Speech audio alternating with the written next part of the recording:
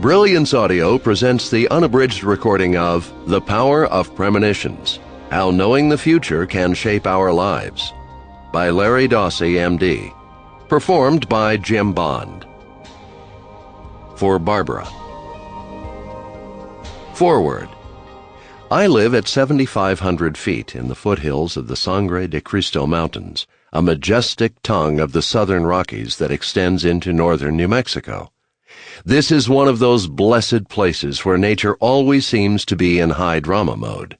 At this moment, the world outside my window is transitioning from a harsh, snowy winter to a borderland season that is no longer winter, but not quite spring. The most obvious indicator that something is up is the birds. The finches, juncos, chickadees, nuthatches, doves, and flickers at the feeders are getting flirtatious. Yesterday, taking the cue, I emptied the birdhouses of last year's nesting materials in preparation for another round of nest building and offspring. It's not just the birds that are getting frisky.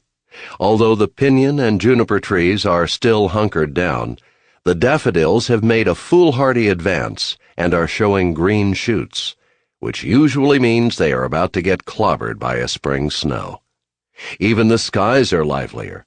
The clouds are evolving toward showy cumulus formations, a dress rehearsal for their leading role in the violent thunderstorms of summer.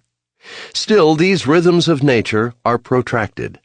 It will be 2 full months before the earth tilts sufficiently toward the sun to banish frosty nights and permit me to plant my vegetable garden. In the meantime, I try to notice what's happening. Notice. What a simple word for something so difficult. I've been trying to get the hang of it for most of my adult life, ever since a little book gobsmacked me in the 1970s and revealed to me that I was a quite poor noticer.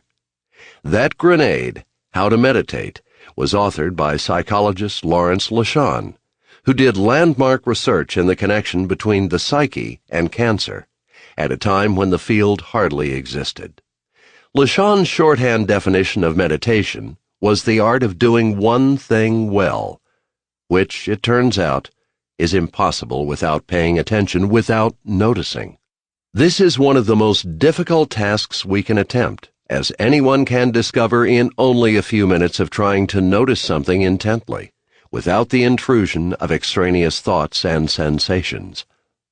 The connections between... Sample complete. Ready to continue?